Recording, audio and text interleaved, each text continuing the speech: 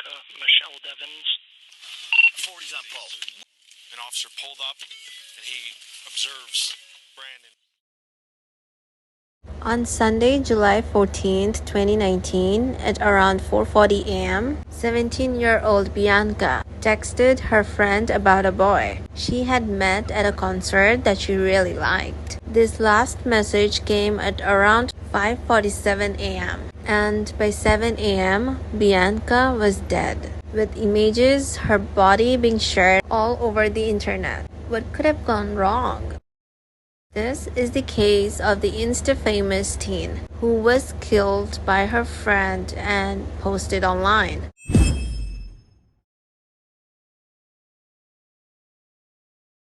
Bianca Michelle Devins was born in Utica, New York on October 2nd, 2001.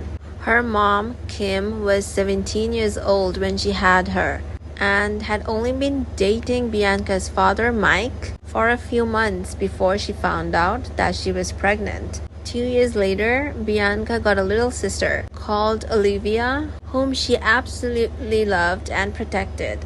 However, things at home were not that good because Bianca's dad, Mike, was emotionally abusive to their mom, and there were multiple incidents where the police were even called to the house. Still, Bianca grew up as a cheerful, outgoing girl who was always willing to help others. Sadly, Bianca would be taken away from her family while in the prime of her life. According to her mom, things started going wrong when Bianca entered middle school. She became shy, anxious, and withdrawn, and suddenly lost interest in everything.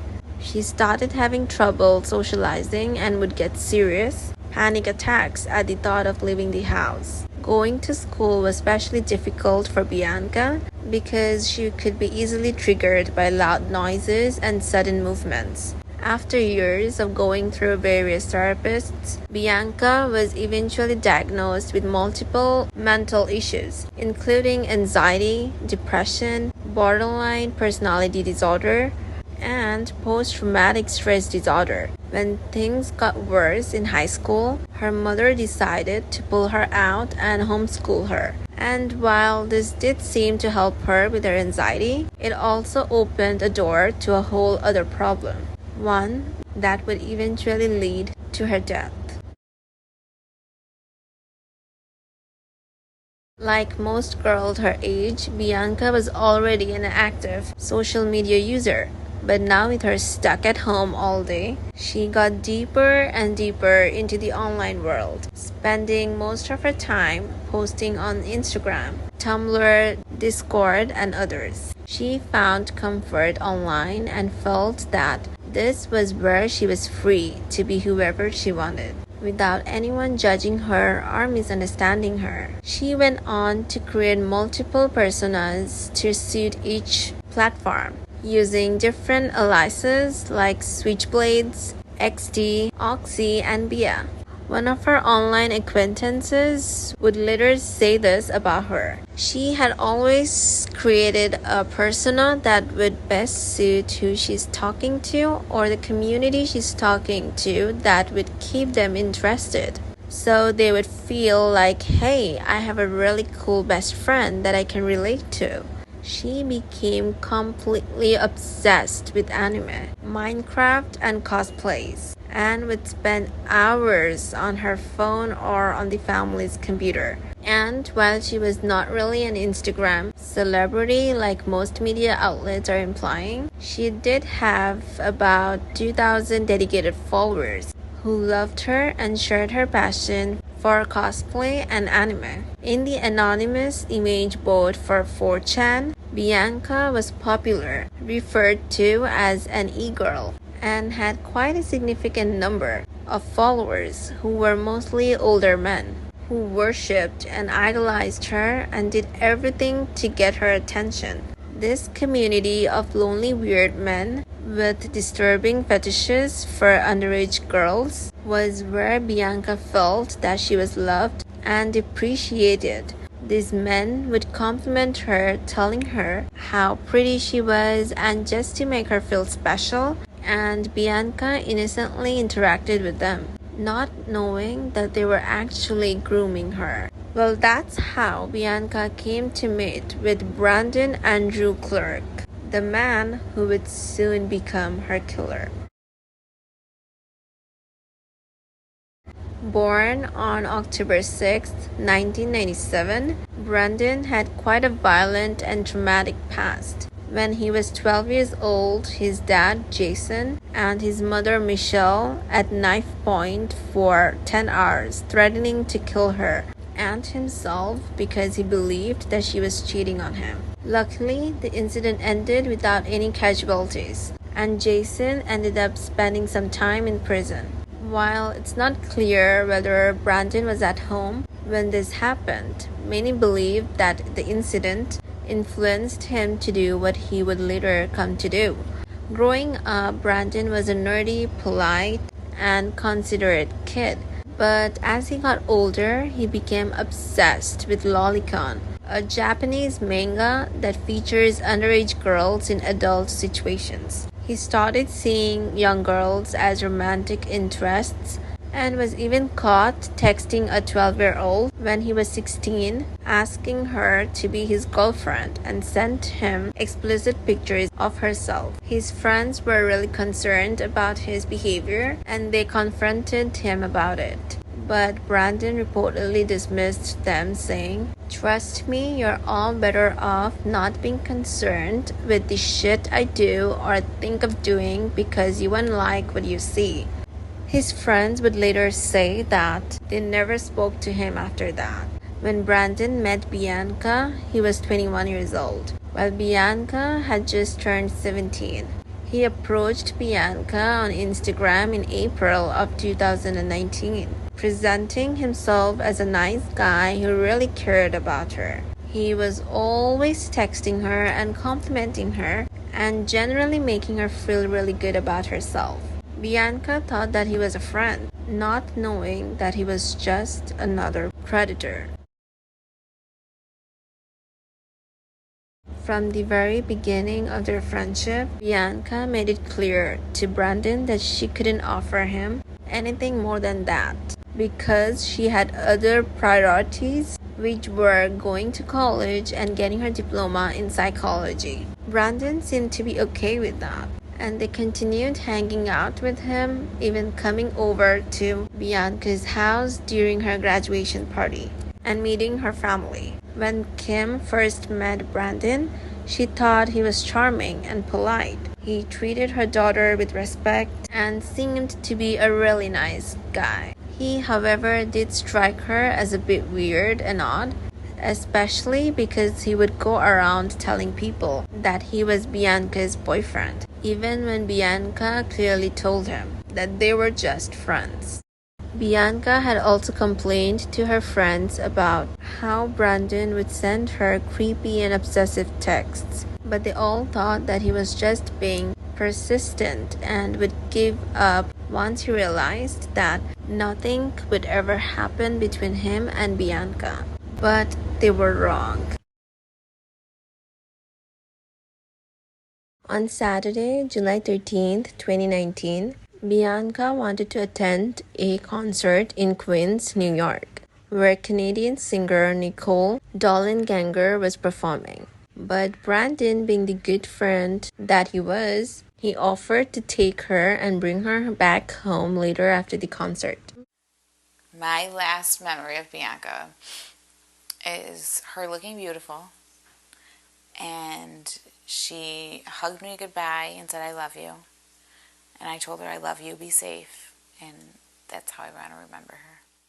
Kim could never imagine that it would be the last time she would ever speak to her daughter. What she discovered next will sicken you to your stomach.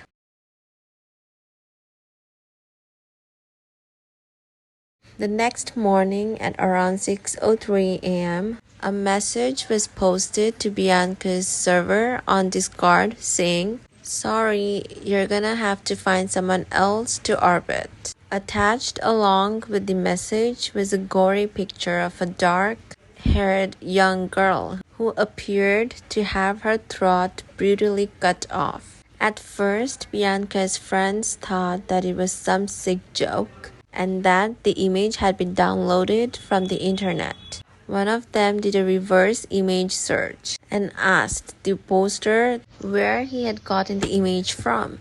And the chilling reply came, "My fucking car. I fuck Bianca Devins." As Bianca's friends struggled to figure out what was going on, the details of what had happened the previous night started to emerge. Apparently, when Bianca and Brandon went to the concert, they were met by another guy called Alex, who Bianca really liked. The two had been chatting for a while on Discord and had reportedly agreed to meet at the concert, where they reportedly kissed. The police would later learn that when Bianca and Brandon were driving home from the concert, he confronted her about the kiss and she reminded him that they were friends and therefore he had no right to be jealous. This made Brandon angry and he reportedly pulled out a knife from beneath his seat and started attacking her before cutting her throat. He then left her nearly decapitated body in the car, lit a bonfire, and started taking pictures of her dead body and posting them on social media. At around 7:30 a.m., he called 911 saying that he had killed Bianca and he was about to kill himself. My name is Brandon. The victim is Bianca Michelle Devins. The police got to the scene within minutes and found Brandon lying on a green tarp beside his car with a small bonfire burning a few feet away. He had destroyed his laptop and hard drive and spray painted the words, "May you never forget me" on the ground. He had also posted a picture on his Instagram of a woman's bloody arm with the caption, "I'm sorry, Bianca," and then changed his bio to include the date of the day he was born and the day he would die, which was that particular day. When he saw officers approaching, he cut his throat and then took a selfie and added it to his Instagram story with the caption, "Ashes to ashes." But apparently he had not anticipated it hurting as much as it did, because by the time the officers got to him, he was rocking back and forth, trying to fight through the pain. When one officer asked him where Bianca was, he rudely replied, "Where the fuck do you think?" That's when the police noticed the dark hair peeking out from beneath the tarp. Brandon did survive his self-inflicted injuries and he was charged with second-degree murder. But get this, despite having the murder weapon, the tarp that concealed the body and posting the grisly pictures of the crime, Brandon initially pleaded not guilty to the murder, claiming that he blacked out and could not remember anything that happened. However, the police found several pieces of evidence to dispute this claim, including the search history on his computer, which clearly showed just how far in advance he had planned the murder, searching things like how to find the carotid artery and how to incapacitate or kill someone. When he realized that he was caught, Brandon changed his plea and pleaded guilty to second-degree murder and was sentenced to 25 years to life in prison. Sadly, this was not the end of the trauma that Bianca's family and friends would have to endure. On top of losing their loved one in such a horrid way, they had to deal with some sick and twisted individuals who found pleasure in tormenting them by tagging them in the gory pictures of Bianca's body and spreading lies about her. Although major social media sites tried to stop the pictures from being shared, the damage had already been done. Photo. I just kept screaming, "It's not her. It's not her. It's not my baby." I opened my front door at 7 a.m. after being woken up by repeated knocking, not at all expecting to see men in uniform. They asked me, "Are you Bianca Devins?" I replied with no, and I hastily run up the stairs to wake up my mom. I couldn't tell you what happened in the next 3 hours, but by the time it was 10 a.m., as I'm standing in my kitchen while police officers are with my mom in the living room, I hear on the radio, a girl was found with a little black book bag. I automatically knew it was my sister. I don't remember the rest of the day. The next few weeks go by and it felt like I was in a nightmare, except I was in my worst nightmare. And no matter how hard I try to wake up, I, to this day, cannot.